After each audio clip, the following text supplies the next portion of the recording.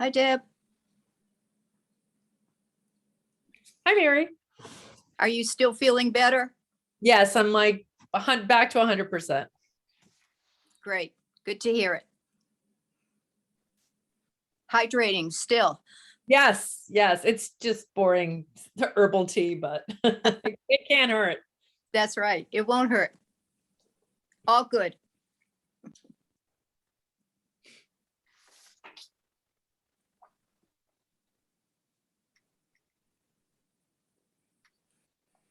Okay, so just a minute.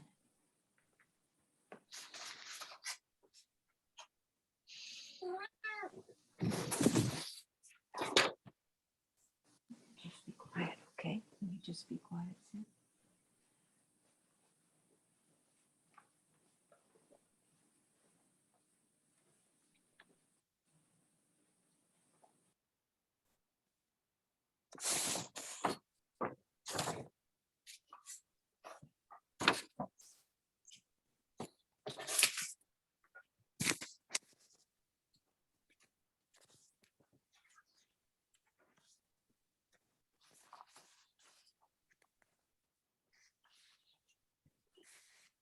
Okay, come on.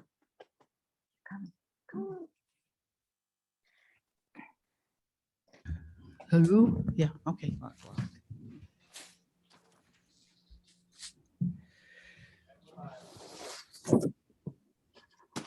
Yes, good evening, Mr. Chairman. Can you hear us? Yes. Yes, I can. Okay, we're ready. We're live and ready to go. Great. Why don't we start? Good. Welcome to the March 7th, 2022 meeting of the Yarmouth Board of Health. And as usual, why don't we start with attendance? I'm Hillard Bosky. Mary, are you here? Present. For the record, very good. Deborah, Present. Eric, Present. and no, Charlie's not here. And Bruce, I believe you're here also. Correct. Okay.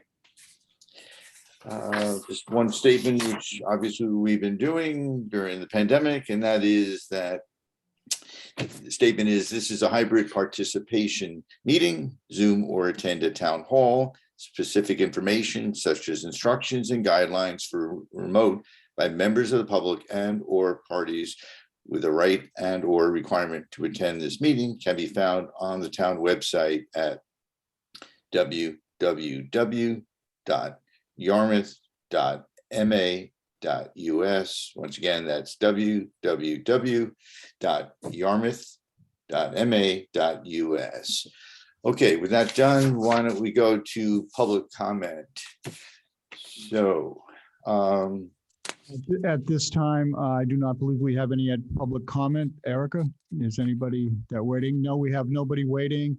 My one thought, Mr. Chairman, would be we go back to the original agenda item and have White Ribbon Day presented first.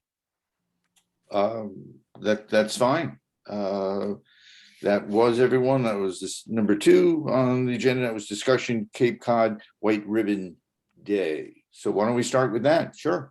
What's up? Correct. Hi. What I have is Chris Moran is from Independence House here to talk. Annually, she comes in and gives us an update, or somebody from Independence House or the police department come in and gives us an update on White Ribbon Day. And Chris is here to do that tonight. Well, that's great. I wasn't aware you'd be coming in. Thank you. Thanks, Bruce. Yes, I guess almost every year we've come to the Yarmouth Health Department meeting in March. White Ribbon Day is originally held the first Thursday of every, the first Thursday of every March. And just real quick, historically, it began in the early 90s when a massacre happened on a campus in Canada.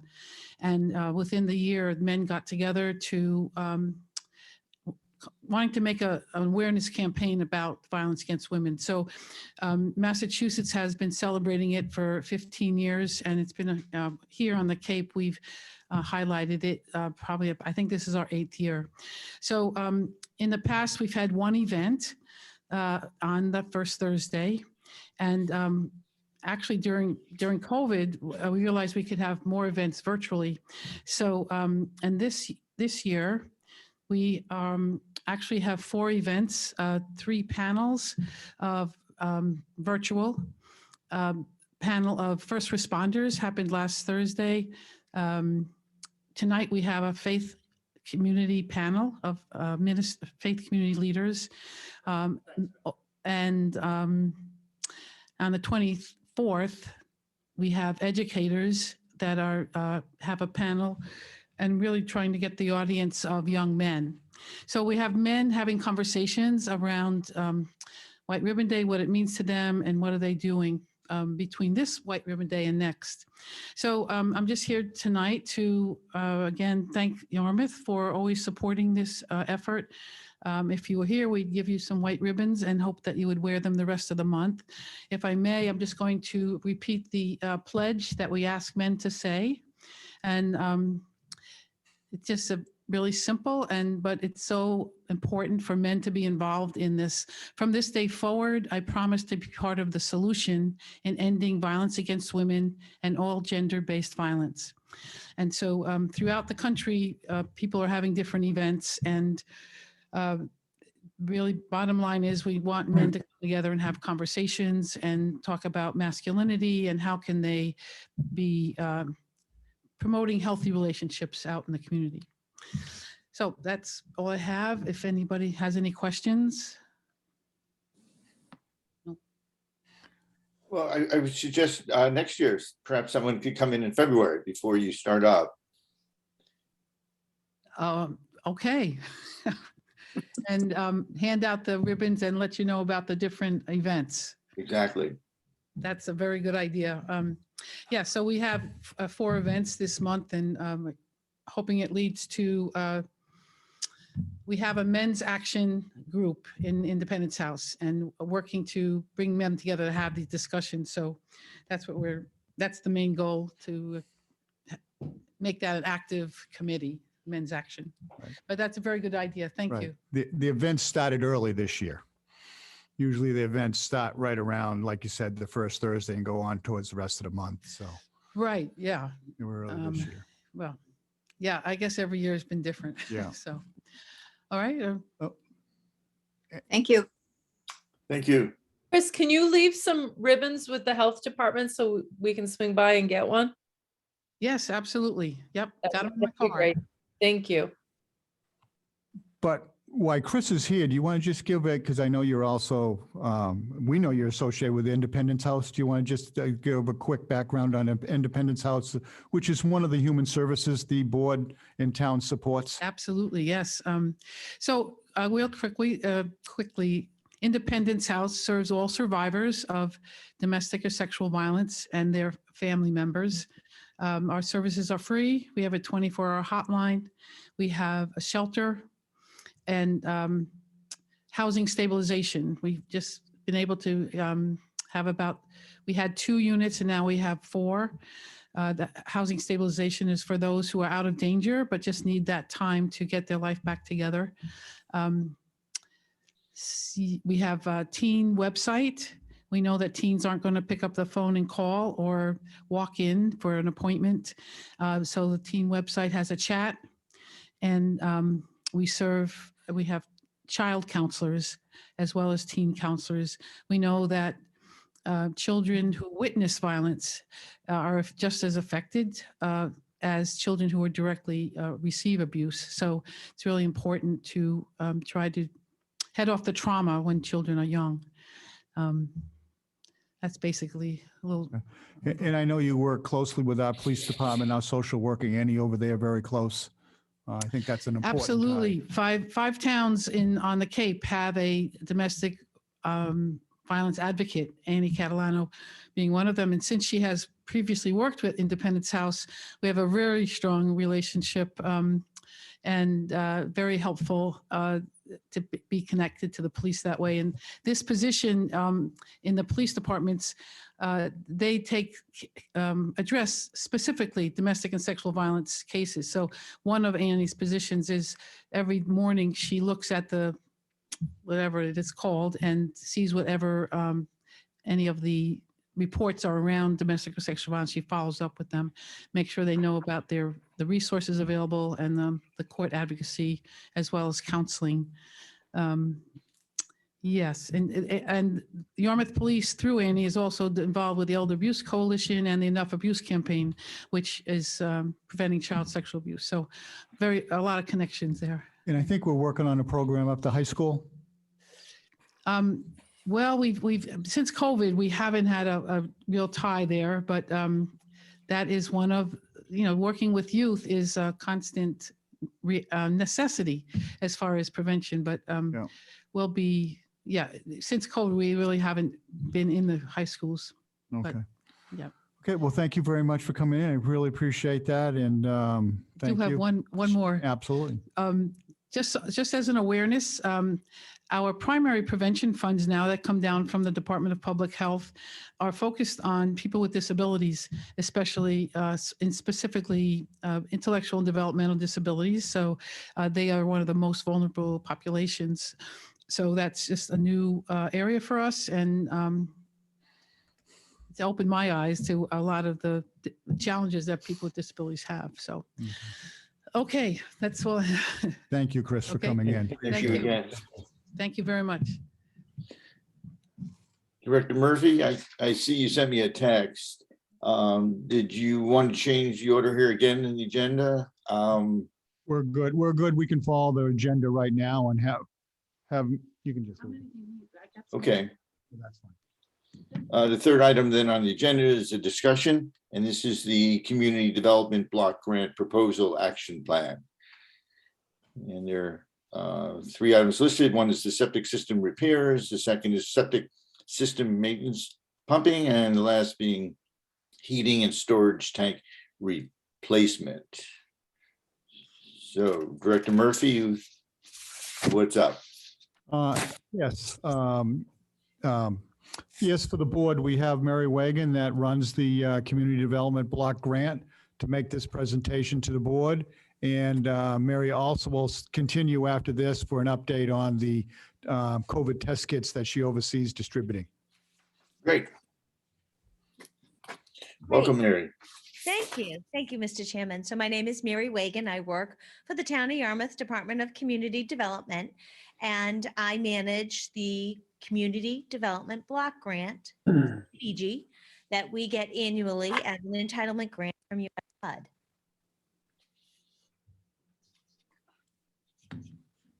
So we are one of the smallest, this doesn't work, you'll have to do it for me. We're one of the smallest entitlement communities in the country.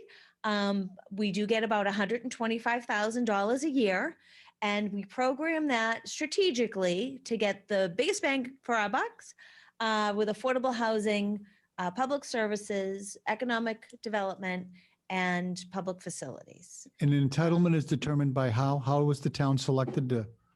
The town gets about, the mouse will work for me.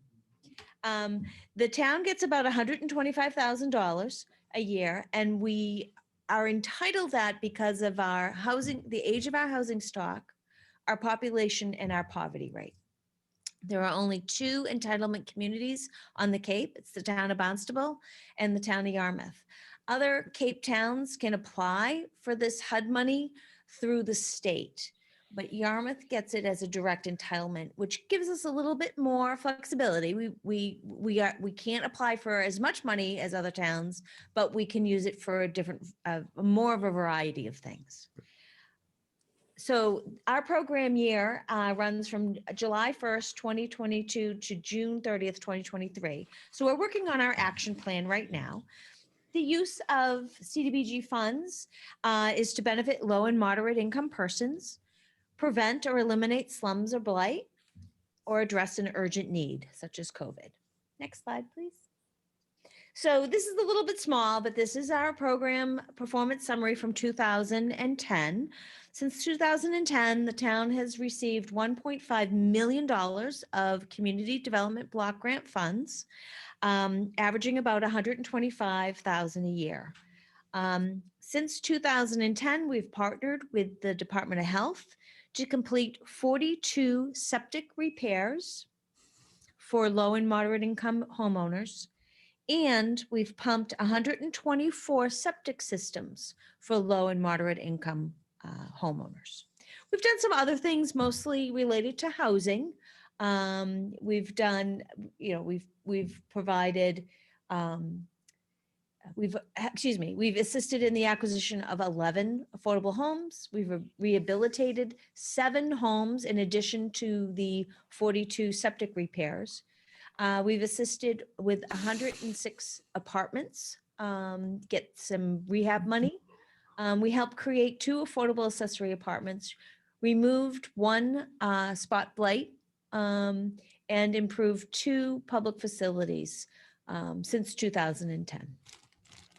We also provide money for Meals on Wheels, childcare vouchers, and that falls under public services, just the same as the public service of septic pumping. Excuse me. Go ahead, next slide. So this slide presentation was from my public hearing that I held last week. So now we get into kind of a more of a bird's eye view of community development block grants. So in Yarmouth, we use our funds for affordable housing, economic opportunities, public facilities, and public services. And breaking that down a little bit, for affordable housing, you can do acquisition, rehabilitation, down payment assistance, sewer hookups, which will be very important when we start sewering the town, and public housing improvements. Next slide, please. Economic opportunities, again, spot blight removal. That's been the item that we've been the most successful with. You can also do job training and creation, job retention. We can help very small businesses of 5 persons or less. That's called a micro enterprise. We have in the past helped with sign and facade improvements, and it is possible to help a business with code compliance. Public facilities, we've helped in the past with sidewalks, installing elevators in public buildings, bathrooms in public buildings, and these all fall under the removal of architectural barriers, i.e. providing accessibility. We've helped with parks and beaches. We have a nice park system on Route 28 where the Yankee Village was, and we're hoping to use some of our funds for that. And in general, it's accessibility improvement. And our most popular program is our public service program. That helps food pantries, Meals on Wheels, septic pumping, childcare vouchers. We can also, but we haven't funded these yet, we can also help with homelessness and to empower victims of domestic violence or sexual assault. So this is the part of the program where you can make public comment on this. Again, I just put a summary up. It's affordable housing, economic opportunities, public facilities, and public services. Those are the 4 big categories that Yarmouth uses the Community Development Block Grant for. So you can go back to the last slide. You can provide your public comments now or through Bruce, whatever you want. We did get a nice memo from the health department encouraging us to continue using our funds for septic repair, septic pumping, and also a newer request for home oil tank removal and replacement. So with that, I'll hand it back to the chair. Mr. Chairman, Mary, if somebody's watching at home and might be interested in a septic upgrade, if they're in the low moderate area or a septic pumping, they can just, how do they contact you? So they contact me. I work at There you Town go. Hall in the lower level. Right, there you go. My phone number is 508-398-2231, extension 1275. And my email is mwagan, that's MWAYGAN @yarmouth.ma.us. In the financial guidelines, if people want to qualify, are they on the website? And So they can I call you? usually, there, you have to make no more than 80% of the area median income, and it's divided up by family size. So just for an example, a household of one, if you make less than $54,451 a year, you would qualify.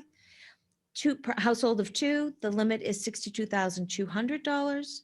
Household of three, $70,000 and up and up. Okay. We have these programs, but we also have community preservation programs too, and affordable housing programs. So if you need emergency repairs to your home, to your septic system, you need septic pumping, or you need to locate or try to buy an affordable unit, you can give me a call and we can try to help you out. Mary? Mary, I have a question. How else do you receive information about needs? So typically we do a community survey every 5 years. We hold this public hearing, and I'm visiting you. Last year I visited the Town of Yarmouth Community and Economic Development Committee and did a focus group with them. We also have our action plan. It will be available later this month, and that will be up for a 30-day comment period.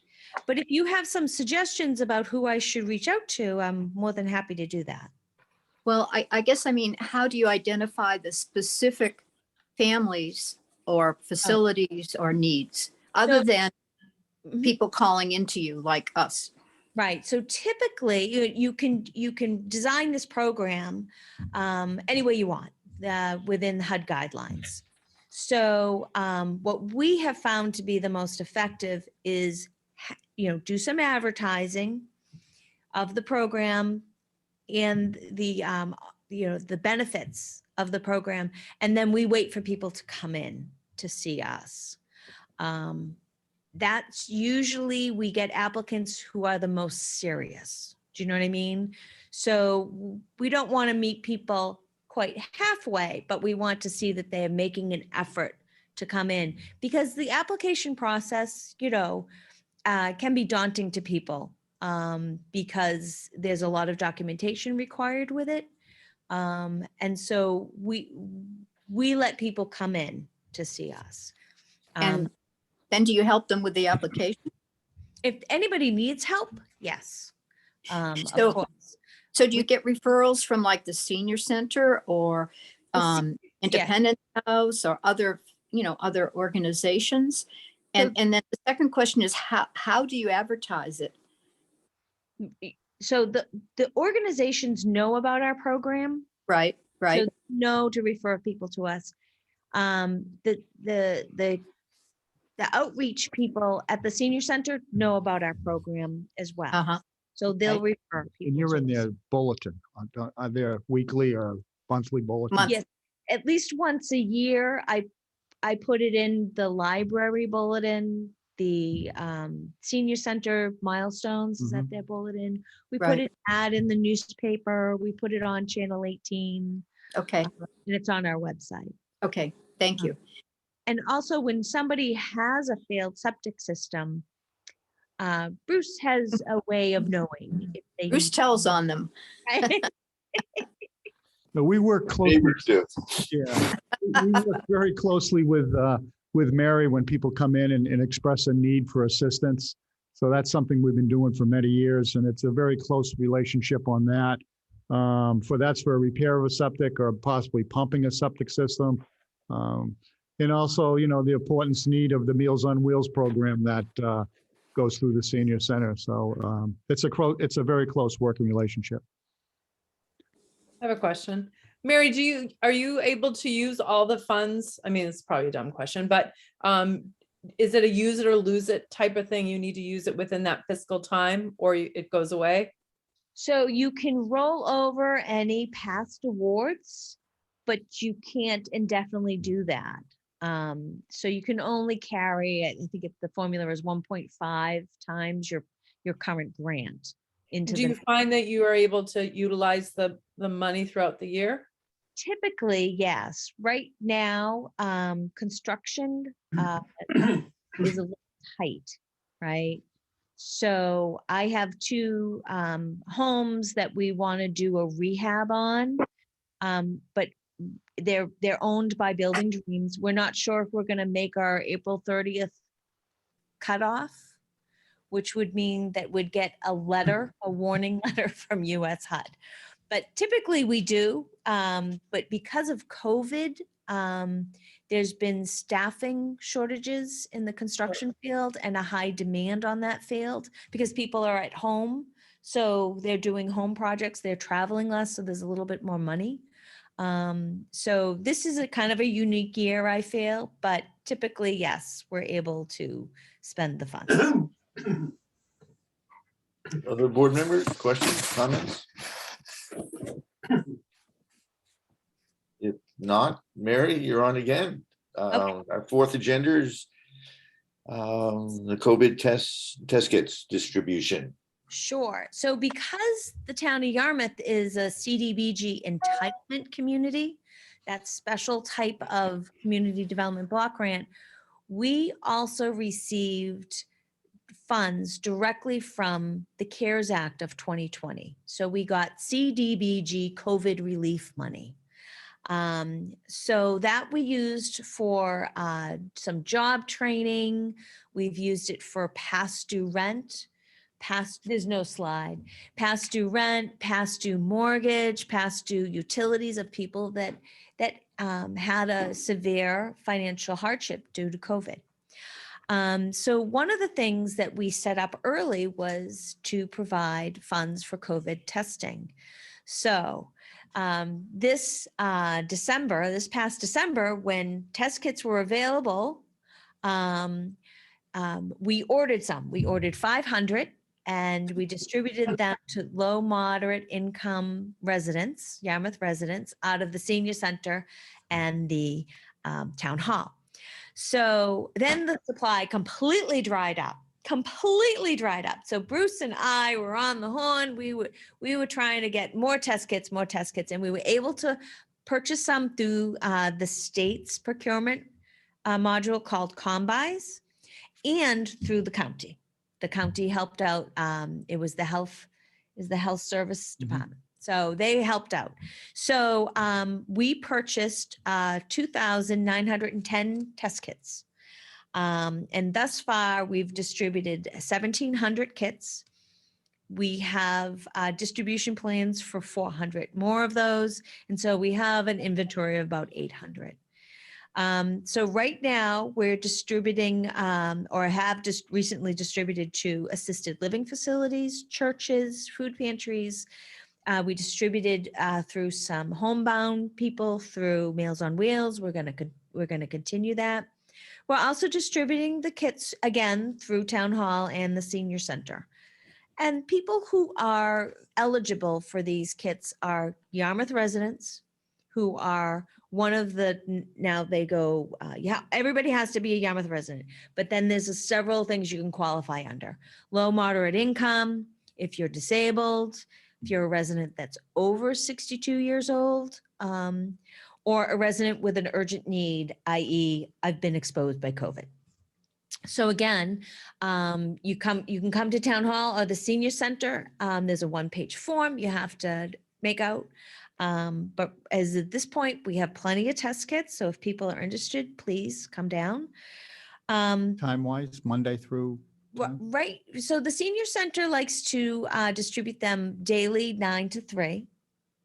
And as long as my office is open, which is 8:30 to 4:30. You can come to Town Hall. I'm in the lower level down, at the bottom of the stairs, you take a right and you come down, you'll see there's a ton of signs up where you get your test kits.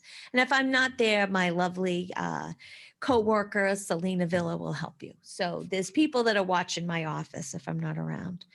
Our next phase, again, is going to be to distribute to our affordable housing developments. The state gave test kits to our housing authority and some of our developments, but our newer ones didn't make the list.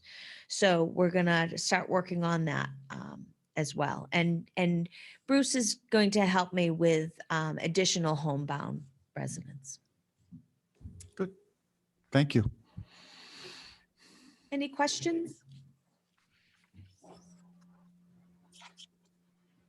Okay, see there are none. Thank you for coming in. That was informative. Appreciate it. Thank you. Okay, I'll come back in maybe a month or so, give you Yes. an update. All right, Thank you. bye-bye. Great.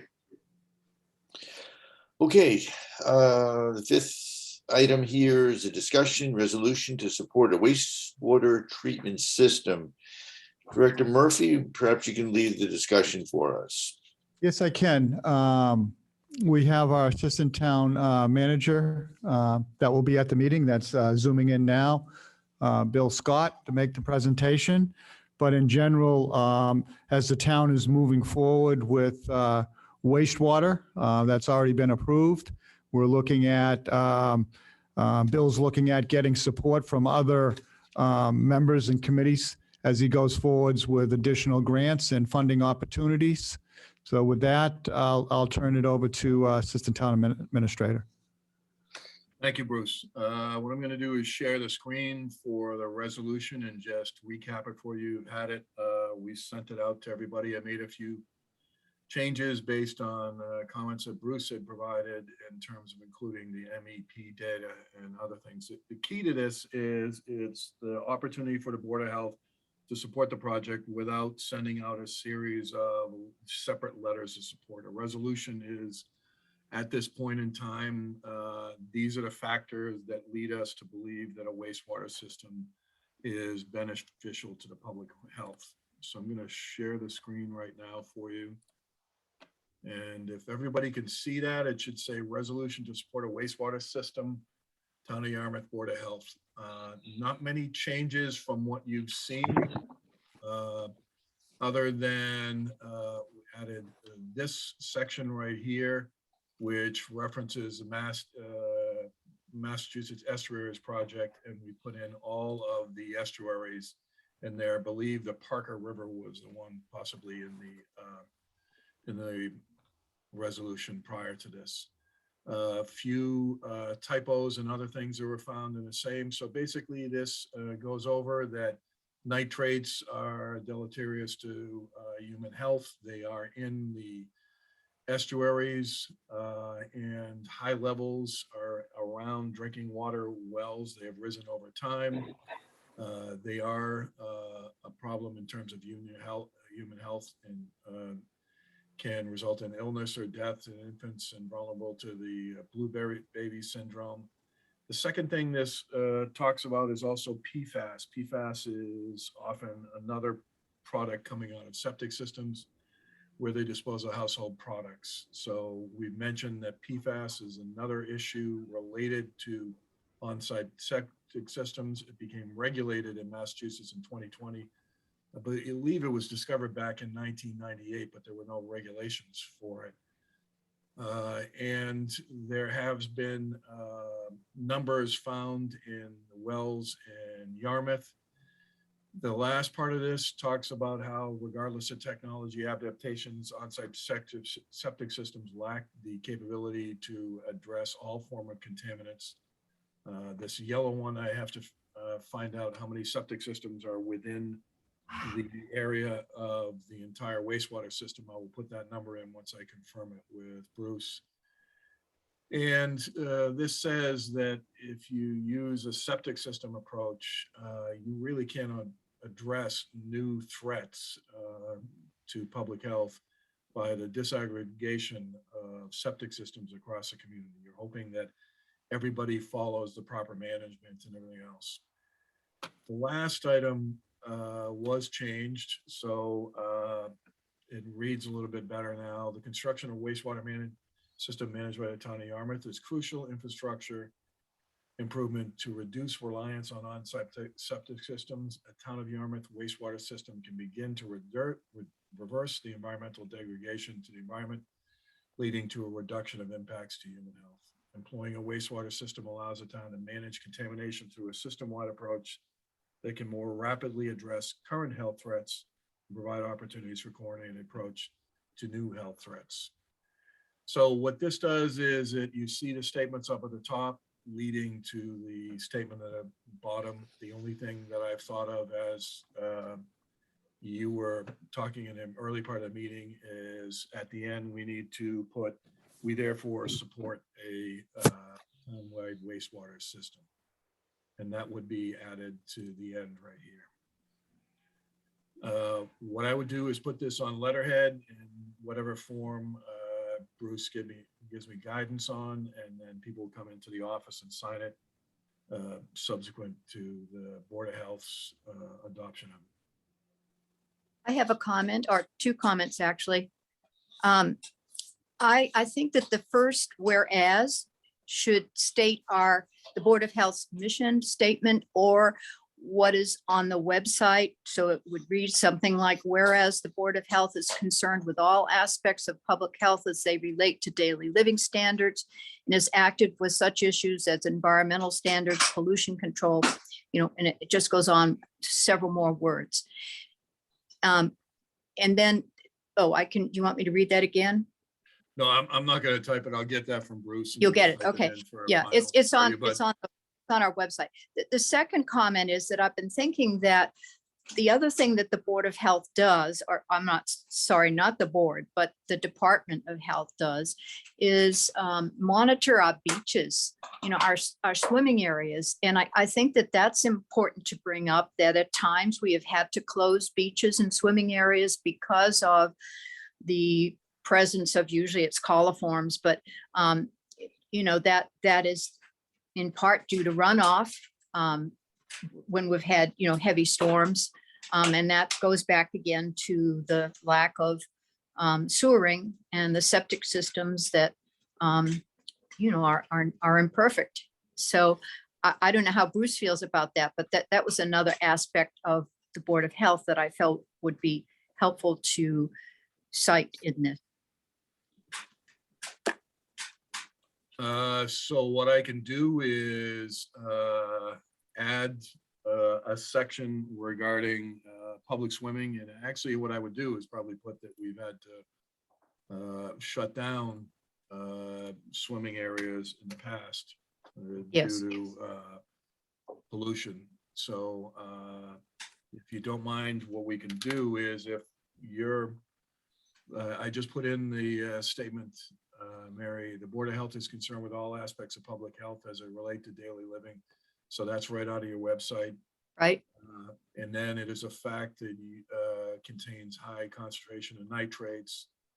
And where would we recommend putting the swimming section? I don't want it to occupy all of it. No, it would just be, whereas the septic systems are also a source of fecal contamination, obviously, or word in some other way. And Why don't we? Yeah, Sorry. because a lot of that, the reason that some of the water quality swimming areas is closed is, as Mary said, it's surface runoff, not necessarily an open sewer system going into a swimming area. More of it's runoff from lawn runoff or dog waste and so forth. So I think we want to be careful, not saying it's overflowing septic systems that are going down the Right. street towards a water Right. area. So But it I all- will put in, go ahead, I'm sorry. I was just going to say, I think it all has to do with with the contamination that seeps into our groundwater. And then some of it flows out into our estuaries and beaches and ponds. So what I'll do is I think the swimming one will go here. We have the estuaries one discussed here, so it shows system-wide in the estuaries, we have contamination. Then we put the swimming, then the next one is it impacts our wells, and then from there on, it's all about the water supply. Right. So if you don't mind, I'll put the Board of Health tests, I'll figure something out, swimming areas for the community. And I mean, have you found impacts? I mean, the impacts associated with this, aren't they algae blooms? It's cyanobacteria, right, Bruce? Cyanobacteria? Yes, that's Yeah. true. And you could also say swimming areas and shellfish areas, because they've been closed also. Okay. Apologize, my. I believe in that case, Real it's time. phosphorus. That would be the limiting nutrient in freshwater ecosystem, which There's different bacteria between freshwater and saltwater. We just might want to just say bacteria. Would probably. Okay, so what I'll do is I will put in here, let's just put a note. Swimming areas and shellfish beds. And I'll figure out the language with Bruce in terms of what we want to put out there. We don't want to, again, I think we mentioned earlier, we don't want to put something in there that is from surface runoff. We want to clearly articulate that, we're talking about septic systems. The wastewater system won't change surface runoff. So I will do a whereas for swimming areas and shellfish beds. And the rest of it is similar in terms of what you've seen before. I have, as I said before, I have to put in the number of septic systems across The number of septic systems we're looking at is, there's just over 16,000 water hookups in town. So we're figuring that's probably pretty close to the number of septic systems. Obviously, some houses have one water service for 2 or 3 units or a complex. But then again, you might have duplexes and other units that have 2 or 3 septic systems. So it's a little of both. So I think you're probably, in talking with Jeff Colby, the director of DPW, I think we're probably safe in the ballpark of 16,000 septic systems. Okay, But that's not the ones that are going to be affected by the sewering that we're now proposing. yeah, I mean, that's pretty much what we're saying is that it's a relationship between the sewer project and the septic systems in that sewer project. So this is gonna be less, right? Because you're talking about Right. townwide. Yeah, so I'll figure it out. I think we have, our GIS department has a good count on parcels, and we'll just go by that. Because we know they don't have wastewater, so they must have septic, so we just count the parcels in the wastewater system. So I'll get that information and include it here. So, good points. And that includes the businesses too on Route 28. I mean, we're Right. talking about residents, but the businesses are also a big part of this. No, that's not a bad point, that I should put a whereas, that this has been costly. Well, that's not your shtick, as it were. Right. Costly to the business community. It's really about public health. Excuse me. So any other comments? I'll add to the end that this is just a note. I will add to the end that that you support a wastewater system. And that should be about it. We have swimming and shellfish beds mentioned, support the wastewater system, and I have already added this, which is right off your website. Which is a Anyone else very on good. on the board? Any comments or questions or edits? On the last paragraph, in the therefore, Yes, Yarmouth wastewater system can begin to reverse the environmental degradation to the environment. okay, you're right. We can, might be a little redundant there. Yeah.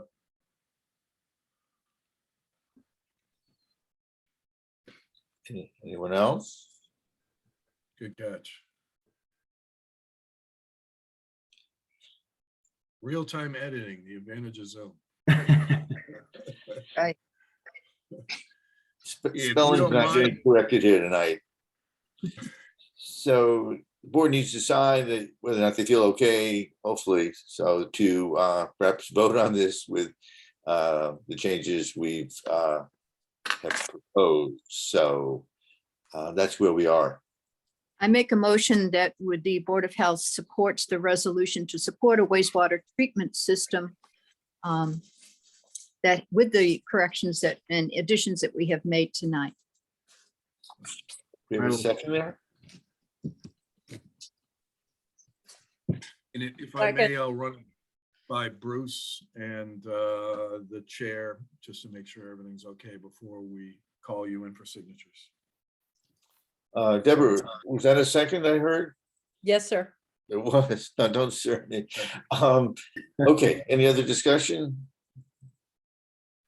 If not, let's vote. We can raise our hands on this one probably, or just say aye. I'll vote in favor of this. That's one. Aye. Two, Mary? Phatic, yes. three, Eric, that's four. So pass unanimously. Great. So Thank you, everybody. Yeah, Thank you. well done. Thank you very much.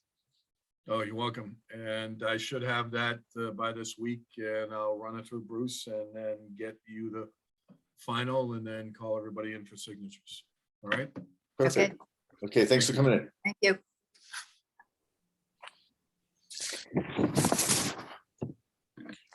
Okay, so it's update coronavirus time here. And Director Murphy, you want to run through this for us? Yes, we will. We can just go right to the PowerPoint. There we go. Perfect.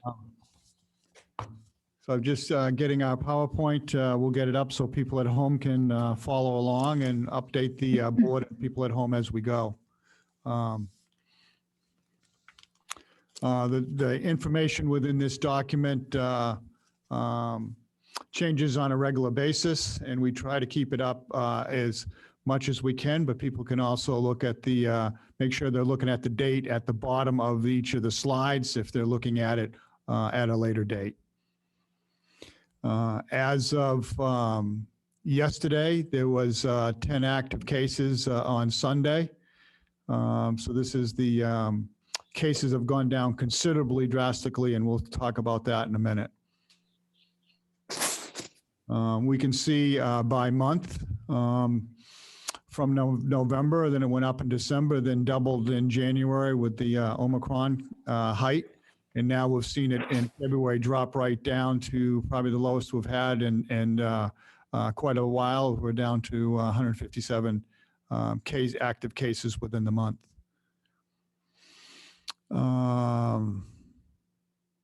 The case tracker of people, we just kind of did it on, I was looking at 500 increments. As we can see over time, it was just something that we did look at with our first case March 11th, a 28-year-old male. And then we went down to March 1st of 2022. We hit our 4,000th case in town, which was a person that was fully vaccinated and boosted and as age 24. The graph that we've been looking at, each of our Board of Health meetings, we can see here.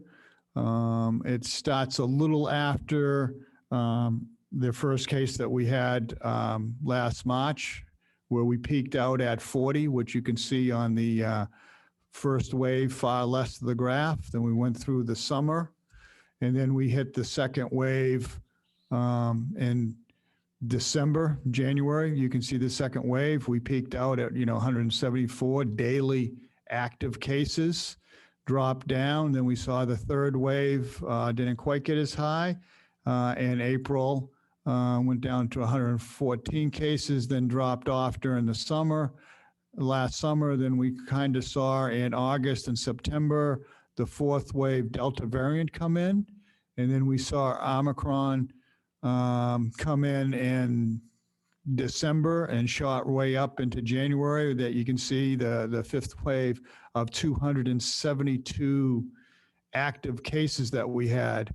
And I think this kind of stands out that you can see over time from when it first started in 2020, when we had 40 cases and the, the country's concerns and the board's concerns of, how we're going to respond. And then you look at the number of cases, what's happened over the last 2 years. But you can see as the fifth wave Omicron increased from November, December, January, on the downside, it drastically dropped in February until now, almost a steady rate to on March 10th, there was only 6 active cases in town. So we've seen a dramatic decrease. And I think that's probably from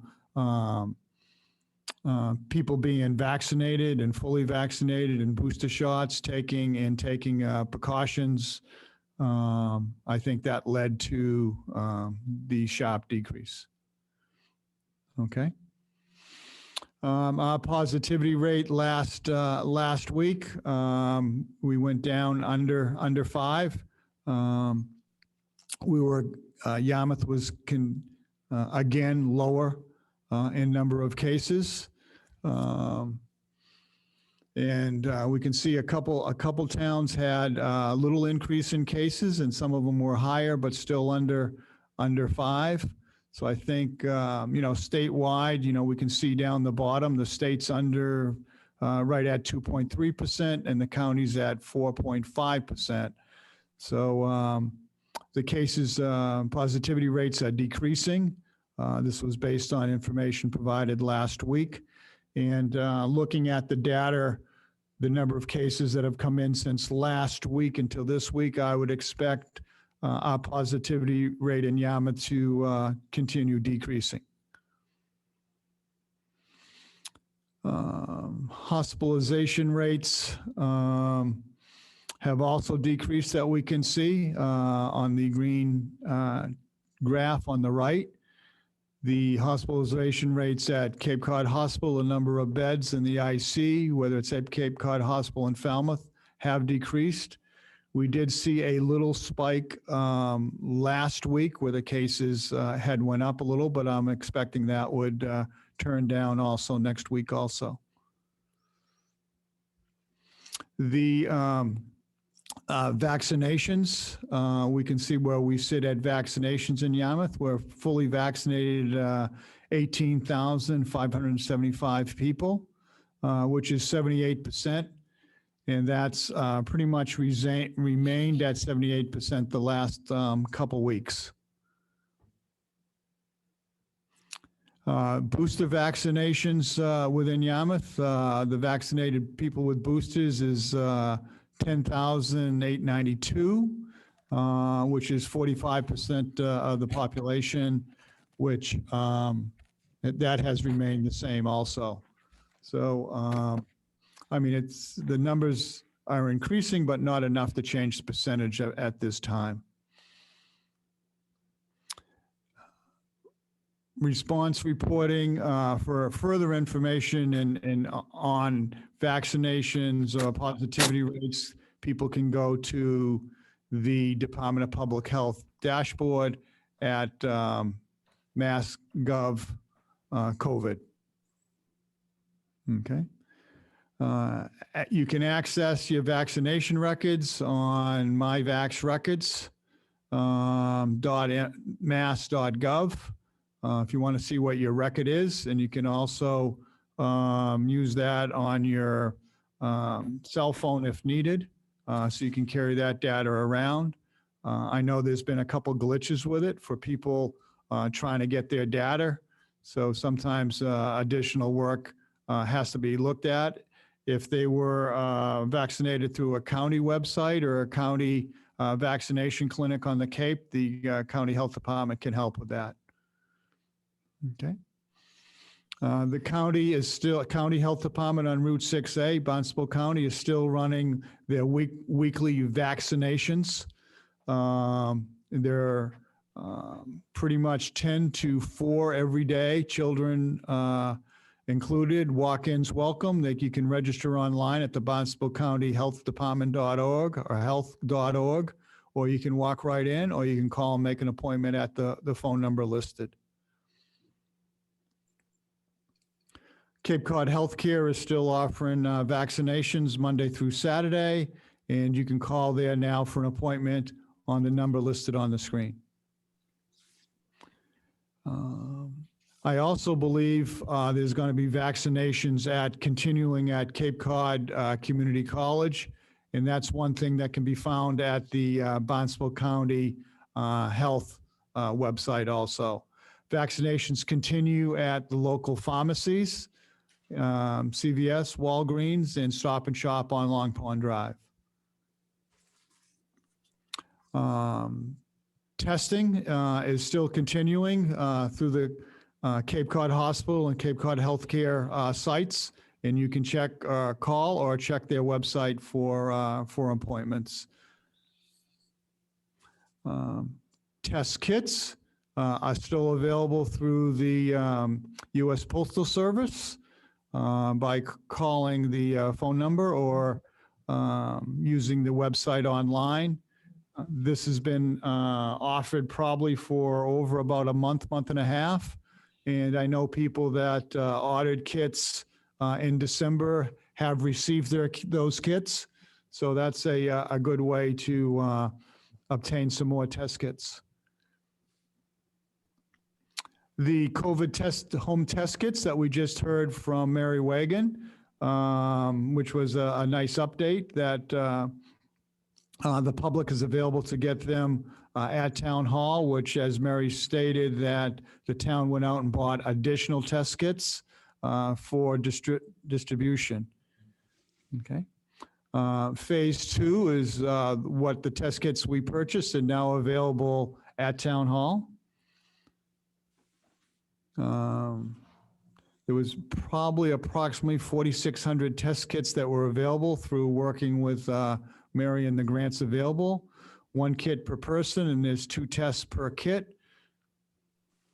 Distribution is free to Yarmouth residents, as Mary mentioned, low and moderate income.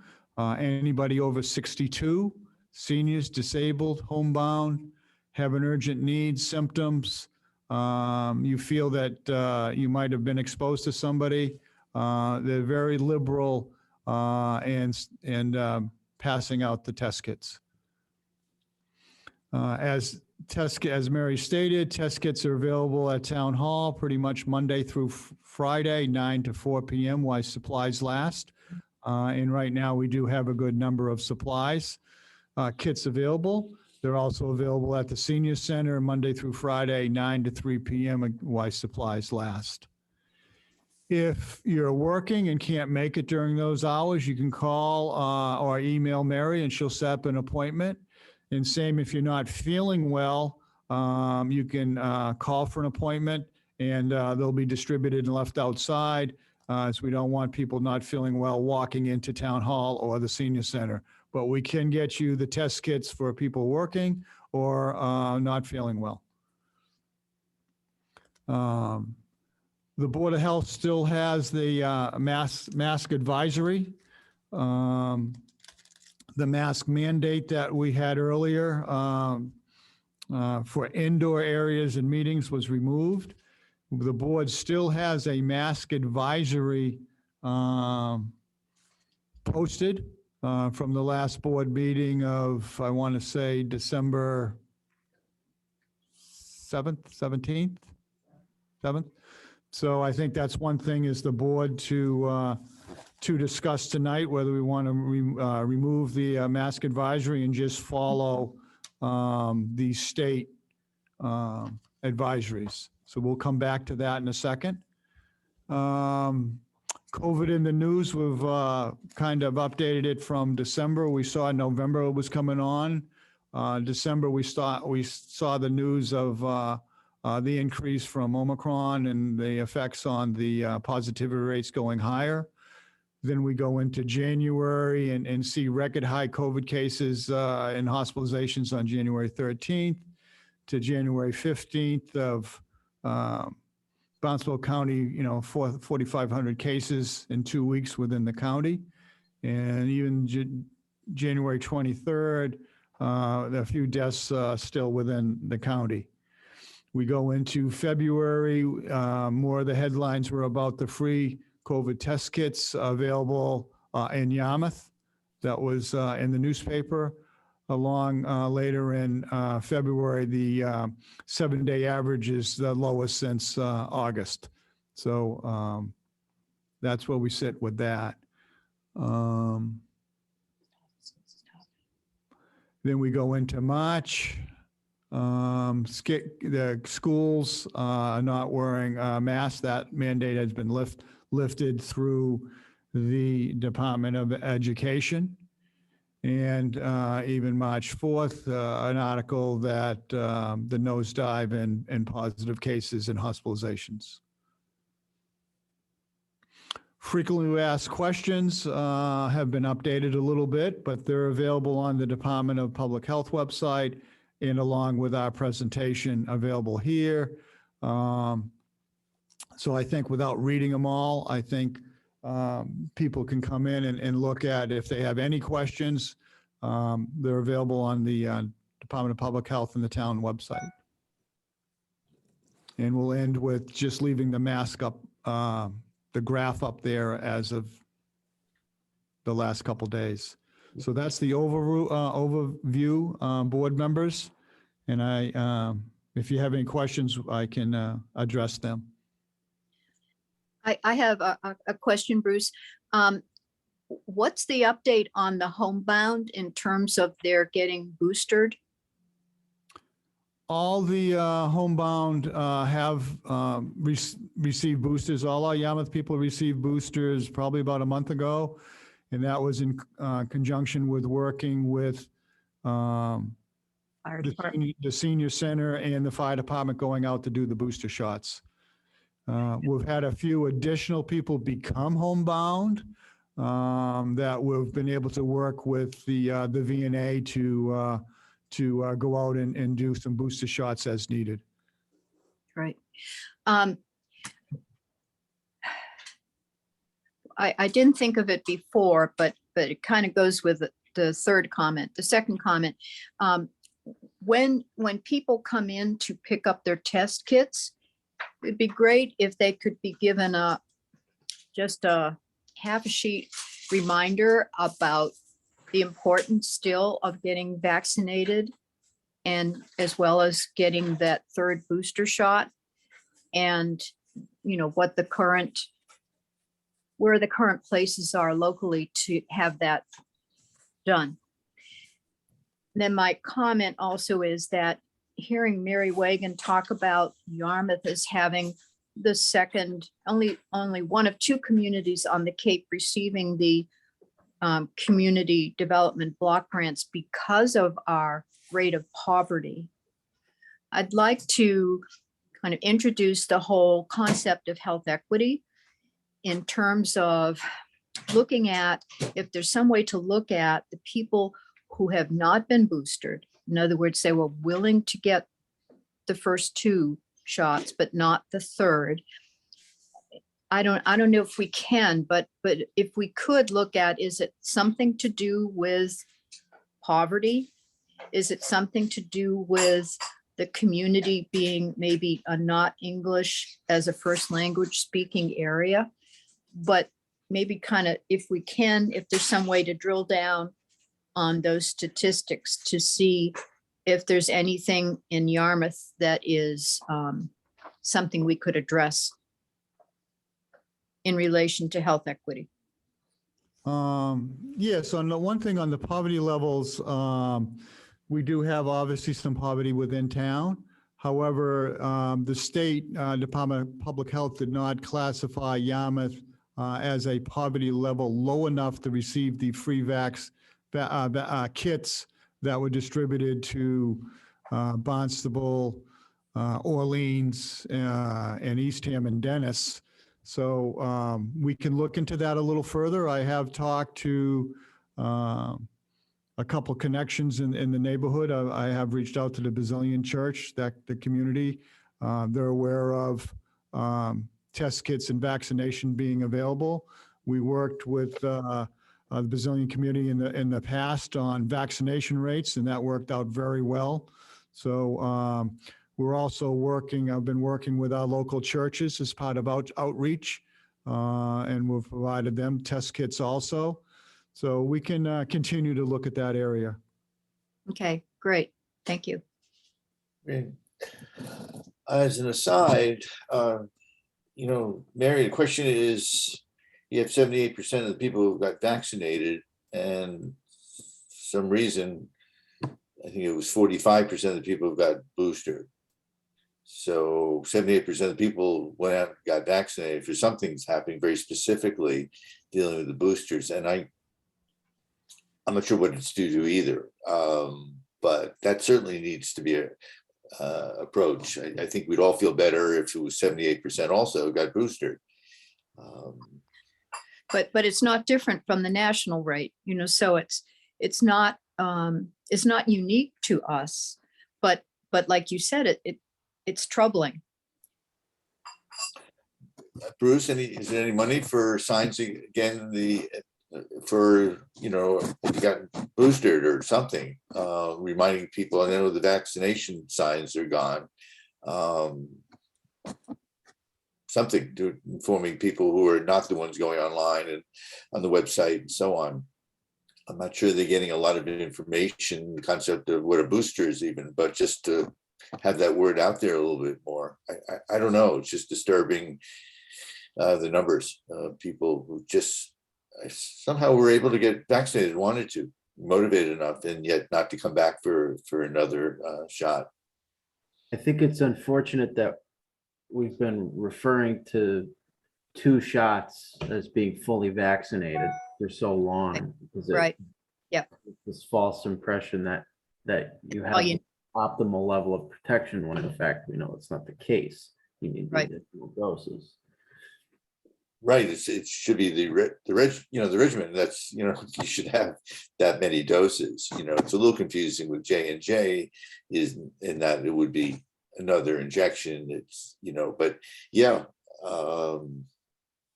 it's a confusing concept, I think. Right. I remember Dr. Fauci talking about that at the very beginning, and he said, I don't think we should call them boosters. They should be the third shot, third jab, immunization, whatever. I would Okay, say how- that we do continue to keep our message board, electronic message board on Route 20 across from Town Hall, recommending people get vaccinated and their booster shots. So we'll Good. continue keeping that sign up for now. Okay, great. Did anyone catch 60 Minutes last night? With Barnstable County was mentioned. They interviewed the CDC director. They had some really interesting information about how the incidence of the Delta variant is almost gone, and pretty much everyone's being infected with the Omicron. And that the research, and Hillary, you're probably more update than I am. I'm just kind of reiterating what I saw last night, was that they haven't seen any new variants since the latest Omicron, which is great news.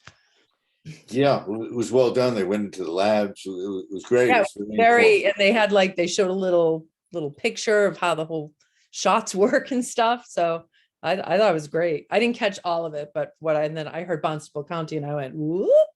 What were they referencing with Barnstable? They were just talking about how it compared to different parts of the state, it was so much higher.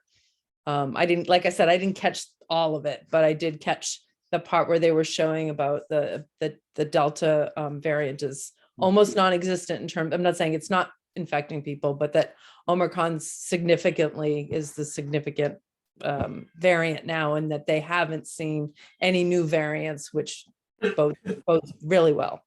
That may have had to do with the spike in Provincetown that caught everyone off guard. The enormous numbers, and federal government came in to see what was up in P-Town. So that may be why they made reference to Barnstable County last night. Although over time, Barnstable County has been higher than the rest of the state generally. Very true. Director Murphy brought up a question about the advisory that's currently in place. It's just advice from the Board of Health. That's what's out there. As for what the CDC is recommending, it's really that people who are immunocompromised or at high risk for getting sick, very sick, they're still recommending well-fitted masks in indoor public places, and certainly, I guess, on public transportation, airports. So I don't know how people feel, whether want to change the advisory or the wording of it or not. We can discuss it tonight. I'm of a mind that it's confusing for people, and I think we should be at this point following whatever the state guideline is, just because I think there's too much if people ask me and I'm like, you know what? I'm not even sure at this point. I just think it needs to be the statewide situation, and we should just be following what the state's doing. That's just my opinion. I'm not sure offhand, without looking up before the meeting, of what the difference are, the state versus the CDC. I don't know. Does anyone? I think we pretty much are following the CDC because, well, I think we're pretty much following the CDC, but I would recommend that we follow the CDC, and because it drills down to the county level in terms of rating the risk present in the county. And then from there, it gives, from low, moderate to high risk, it gives what their recommendations are. And like you said, Hillard, for Barnstable County right now, it's low. That's what Bruce sent out. And it's, the masking is certainly still something that immunocompromised people have to do to be safe. But then also it is for people who have symptoms or who have tested positive for COVID. They also are supposed to be wearing masks. So I think we should have some sort of a mask advisory, but like Deborah said, keep it in line with what CDC is saying. And I guess I'm saying that because I think there has been some confusion too, because, Boston's has done something differently. The communities around Boston, some of them have all done different things. So I think the best way would be to go with the national guidelines, especially since now they do tailor them to the counties. I agree with Mary. I think if we have an advisory here in town, we can't just have the sign saying that following CDC guidelines, because no one's going to remember what they are even. No. So maybe being specific and just stating what the CDC Right. is stating, just have that on as our advisory. Right. Barnstable County is right now considered low risk. However, masks are still advised for immunocompromised people, anyone else at risk, as well as people who have symptoms or have tested positive for COVID. Something like that. I agree. How should we accomplish this, board members? How you, in a practical sense? I think one point, Mr. Chairman, that I've heard, like Deborah is, most of the Cape towns and most of the state is following just the Department of Public Health guidelines or advisories. So people say, well, what's the difference between, why is, Yarmouth Board of Health asking for advisory? What is the difference between the state advisory versus following that? Because we do have a couple businesses that still have posted at their entrance, the Board of Health advisory, and they've called and wanted to know, couldn't they take it down? Should they be following more of the Department of Public Health advisory? And what does our advisory mean? And I've explained, well, it's just an advisory. People need to make their, decisions, whether they wear a mask, whether they have, what their health conditions are and so forth.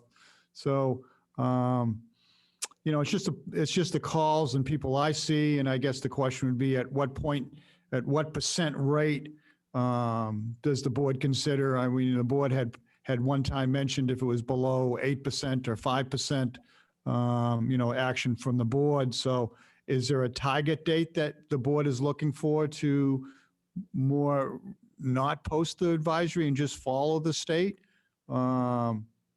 It's just something for discussion, that's all. I think that we're probably past the 5%. I think we should now go with low, moderate, high risk. But what does that mean when we post it? If we just say, we're now in a low risk, people are going to ask, what does that mean? They're not going to understand that we've shifted to 3 different categories now. And does that mean there'll be 3 different signs, and how will people know if it's, this week it's low, this week it's moderate, and then everyone's got different signs up? I just think it's getting to, at this point, somebody's going to wear a mask, they're going to wear a mask. If somebody's not going to wear a mask, they're not going to wear a mask. I know I see people who are still wearing masks in town because they're choosing so. I just think at this point, we need clear direction, and either there's an advisory that we have up or there isn't. I just think it's just too confusing. I think it's too confusing for the businesses. I think it's too confusing for people. But you're saying they need direction. No, I'm saying they, at this point, will choose whether or not to wear a mask or not. And I don't think us putting advisory up is necessary.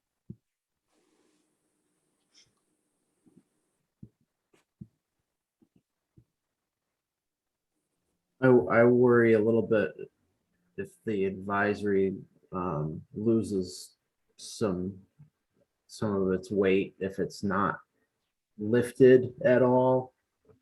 In other words, if we always, the positivity rate's below 5%, if we choose not to remove the advisory, then at what point do we take the next step to go to a mandate? So going into the fall here, if we see the numbers start to rise again and we're at 8%, and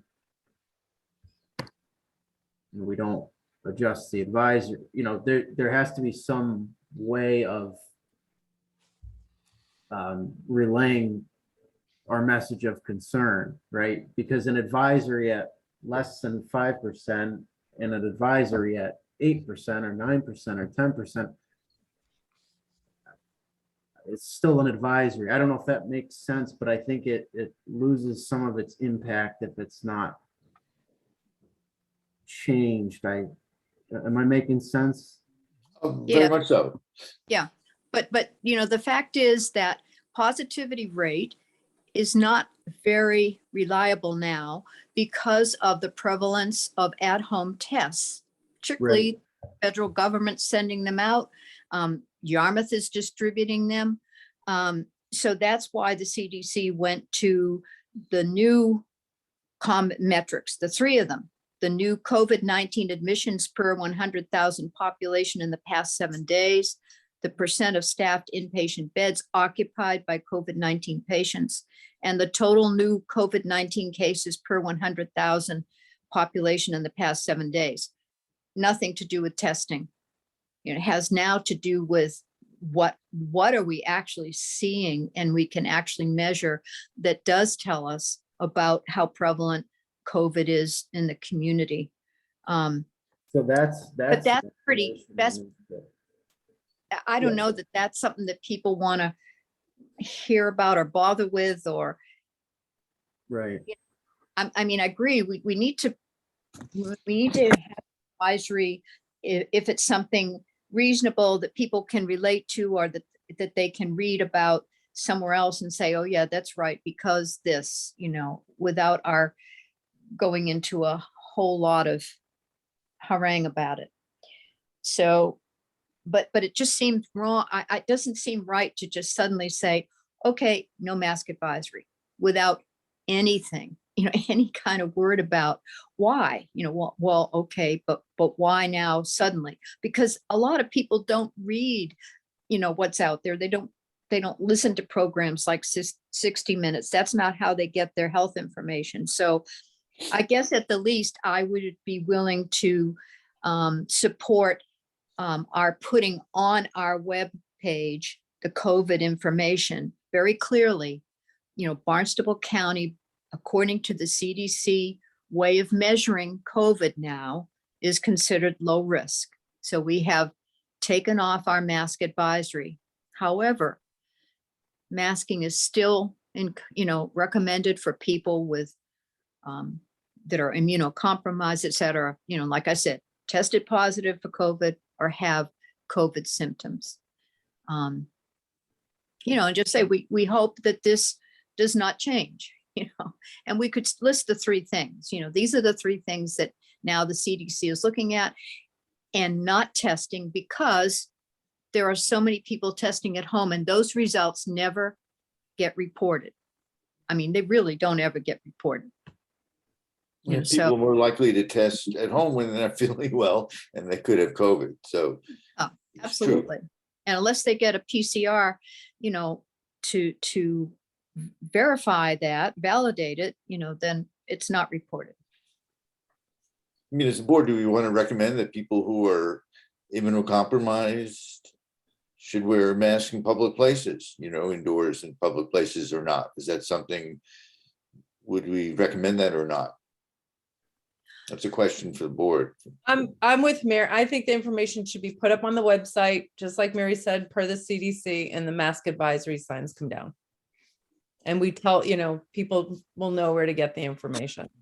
Right. Because I'm going to continue to wear a mask anyway. As are a lot of other people. There are people that are we're not saying you can't wear one. No, We're just- right. if you feel like you need to wear a mask, definitely Right. wear a mask. We're not advocating not wearing one, Right. but it's your choice. But like Eric said, then I think if we have to, God forbid, if we have to re-implement measures, then it will, I think, have a little bit more credibility, and people will listen a little more than if we. Yeah, I agree. Eric makes a good point. So we're really discussing having that information on the website and taking the signs down on the doors going to public places. Right. So moved. Okay. I think we should vote on it for sure. Okay, any other discussion? I think we need to, if you could just be a little clearer in what we want in the minutes, or would the board want to draft something from their statement? I mean, there was a lot of discussion of direction of the board and what you want us to put up on the town website. I think would be helpful if you could submit something to the office. So I'd Mary, be you happy- just put the CDC information up there, right? The low, moderate, high. Right, information? right. Just say, I just say that the Town of Yarmouth Board of Health has taken down the mask advisory because right now, Barnstable County is considered at low risk for the spread of COVID. It determined this because of, and just say the three things. And then say, however, masking is still recommended, encouraged for people who are immunocompromised. It's necessary for people who are experiencing symptoms of COVID or who have tested positive for COVID. Just that. But I'd be happy to write that down and send it.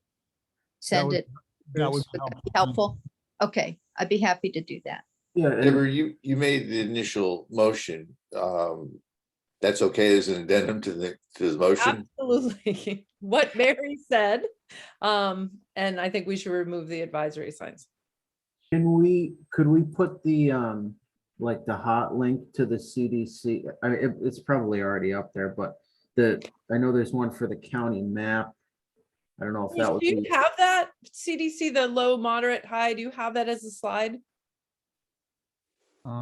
Yeah, I think you sent it out. I Are you think it's able on- to pop that up on the screen? Um, It was in an email or something, right? Yeah, the- now, I sent it out to you, but, Did you put that up, Erica? oh, wait a minute. Yeah, you sent it out on March 1st. You sent an email.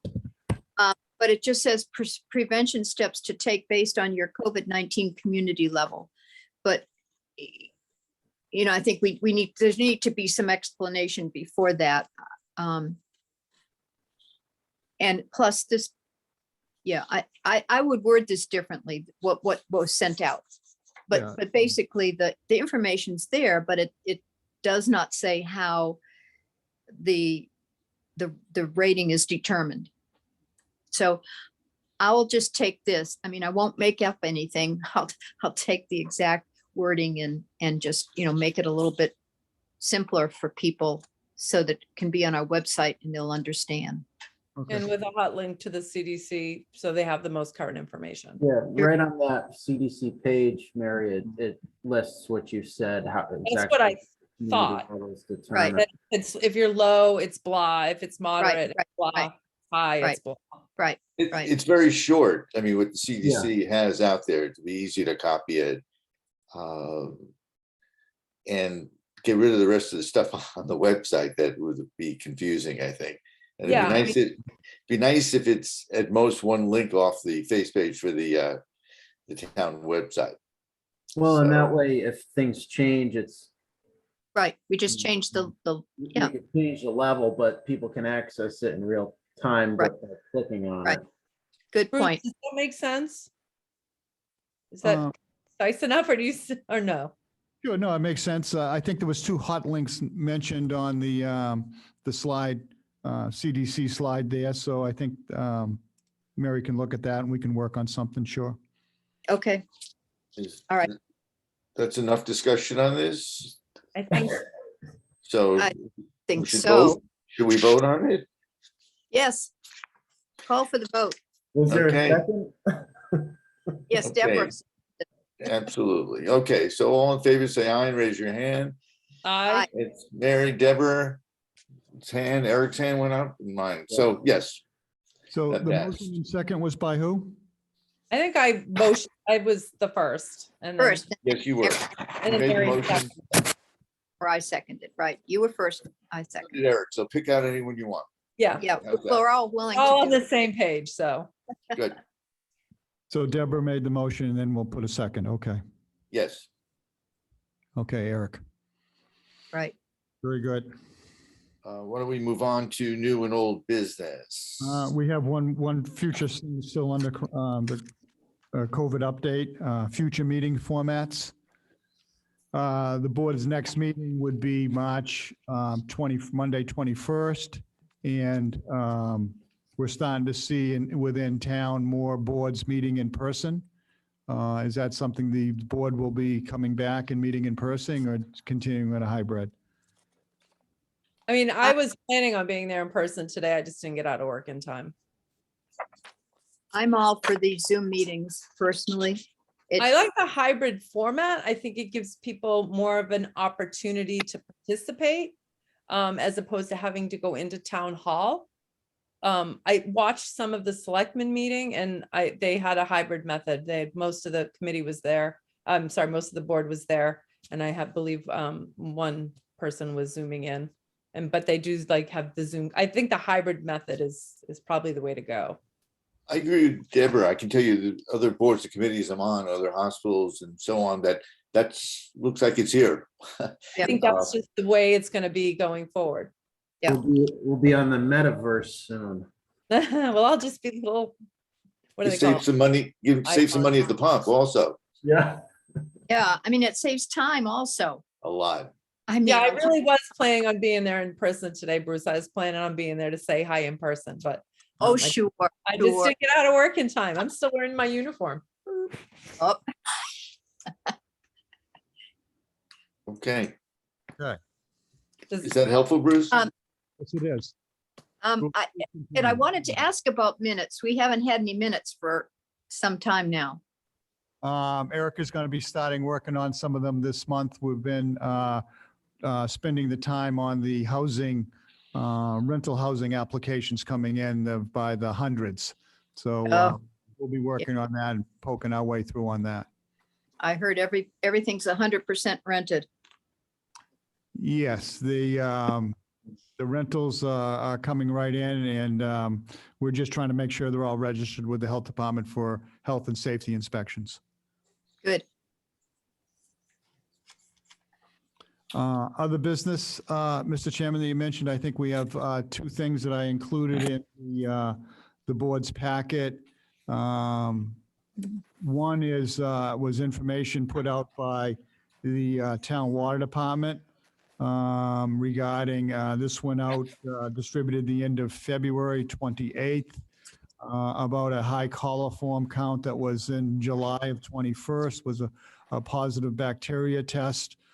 Since then, the testing has been fine. However, excuse me, the testing wasn't posted quick enough during to the public, so they needed to do some additional posting.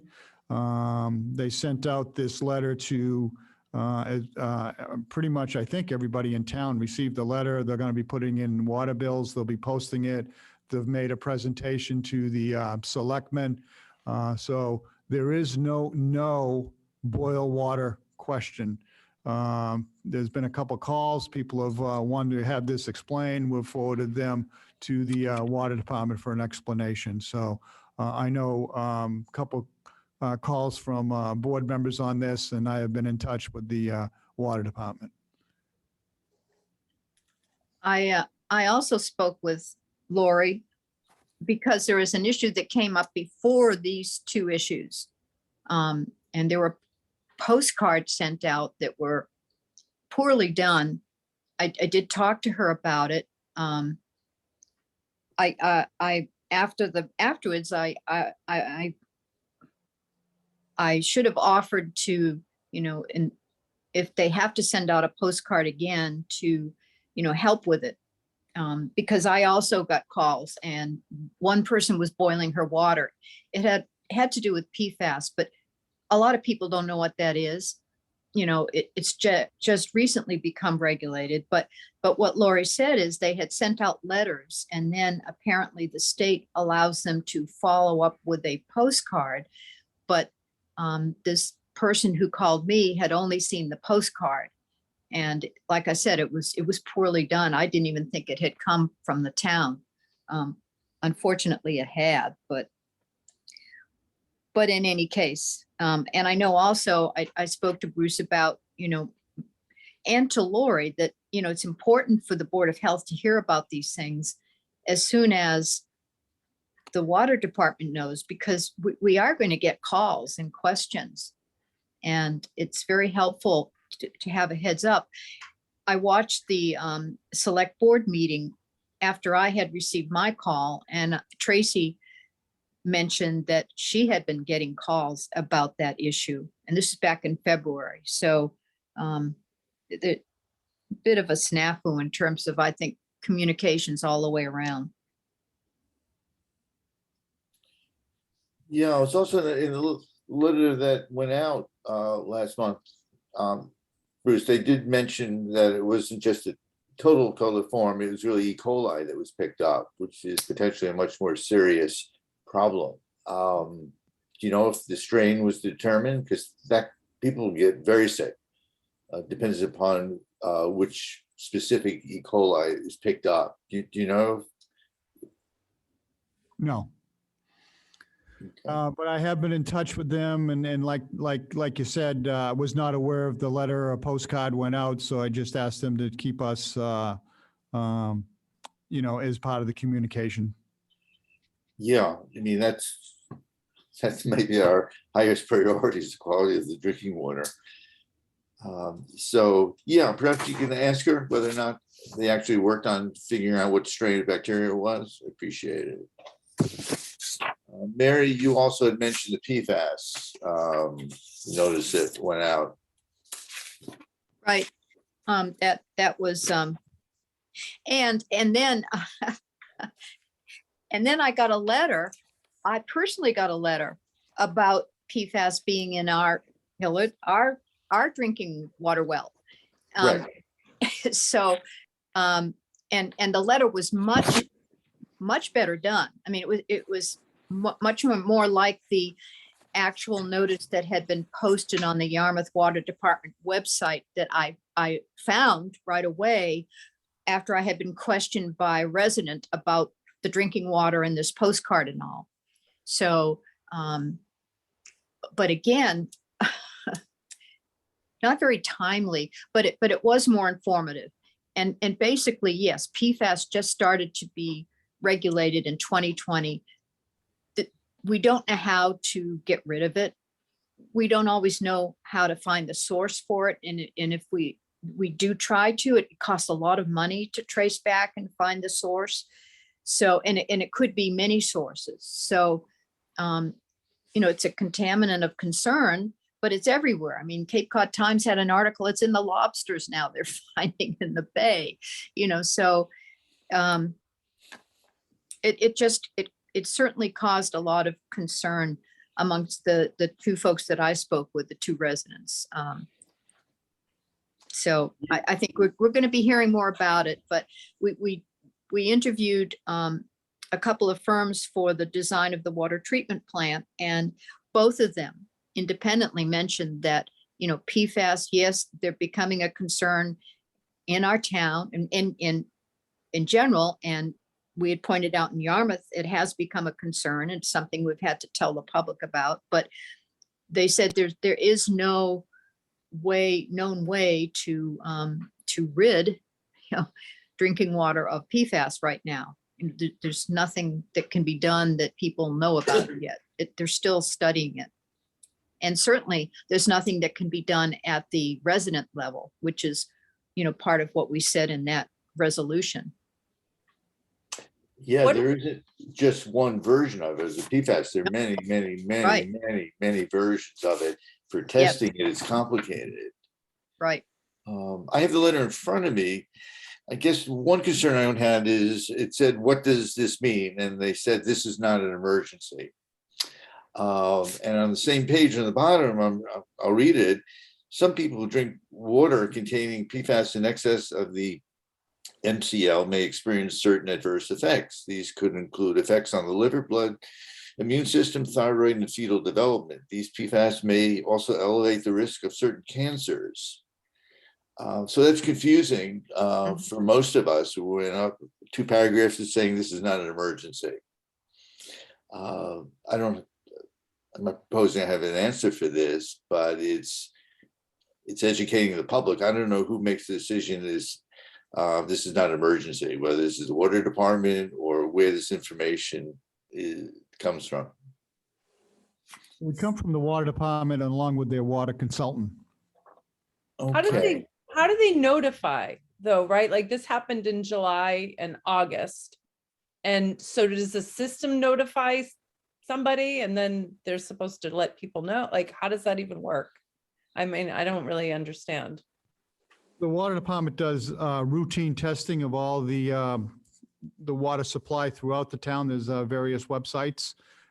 Should there become a coliform or a test that does not meet, they have to automatically notify the State Department of Public Health. Right, no, I know that. I'm talking specifically about this last instance where they didn't report it and now we're just finding out about it in February. So somebody got the information and just didn't report it to Mass DEP?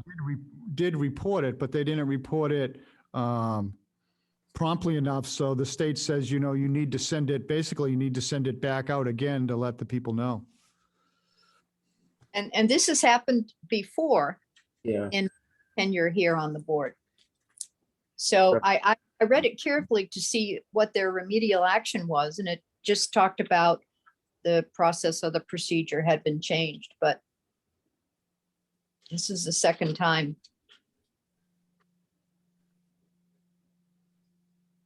Yeah, I don't know if certainly a letter is not enough, whether, I mean, occasionally some people may look at the website, whether it needs to be posted online, or certainly all of them to let people know. Do they want to change what they're doing with their drinking water, at least for a time being? Why can't they put out why can't they do a robocall like Bruce does? When something like this happens, people can be notified in real time. I mean, That's a great idea. Or even text message. I get text messages from the town. Yes. all the I time. mean, people have to sign up to get Well, sure. the text, but you know, that's, if people want to be informed, then they need to do their part to be informed.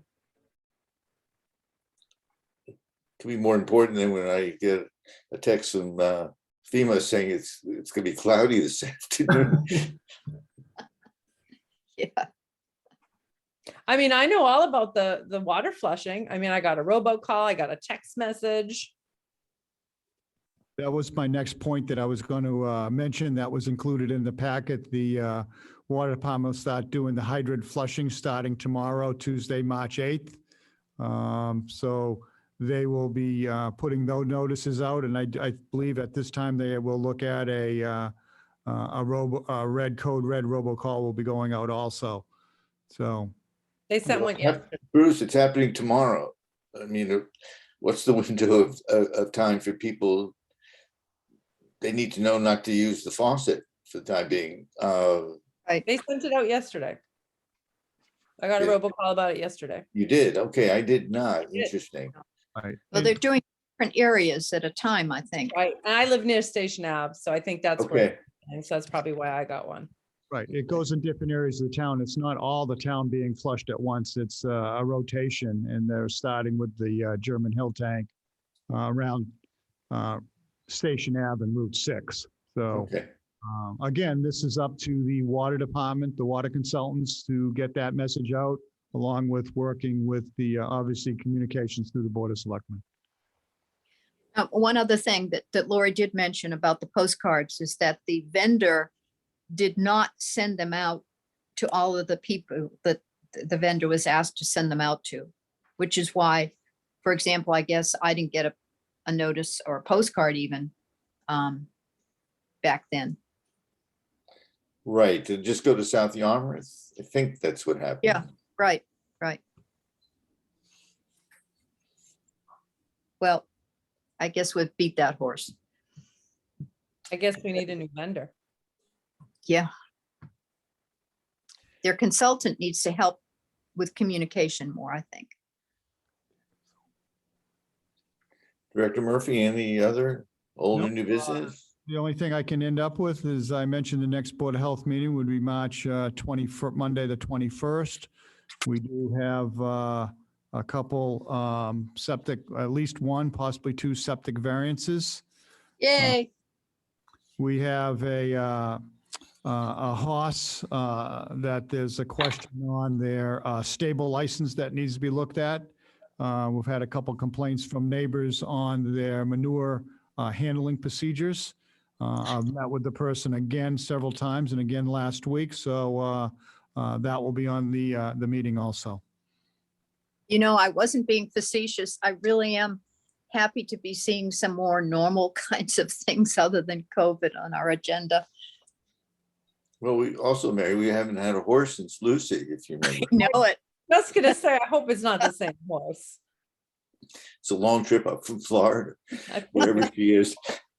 You know, spring's coming. Yes. Okay, Thanks, Bruce. Okay. anyone else? This is it, guys. Anyone want to make a motion to adjourn?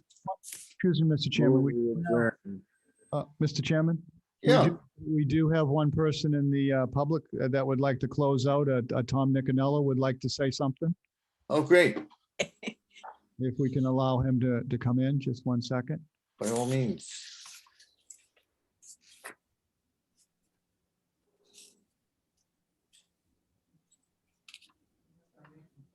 Okay, I think you just have to unmute yourself, Tom. You should be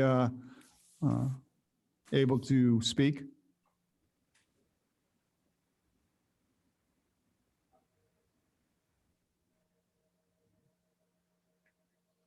Is IT available to assist in the back?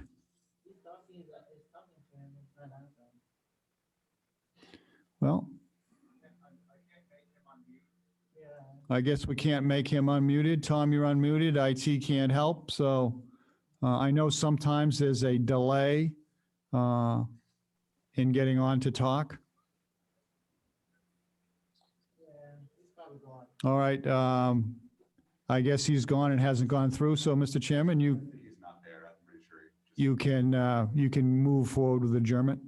Well, just by chance, if Tom can hear us, certainly give the office a call. Okay, Tom, if you can hear us. Okay. Someone want to make a motion to adjourn? We'll do it again. I move we adjourn. Second, someone? I'll second. Okay, I'll assume those, no discussion. And all in favor, Sorry, just you can raise hear your, Sorry, I'm just throwing that out there. okay, it's Eric, are you and I, and Deborah is, Mary is, and so am I. The meeting is adjourned. Thank you, everyone. Stay healthy. Thank you, Bruce. I have a question. Is Charlie okay?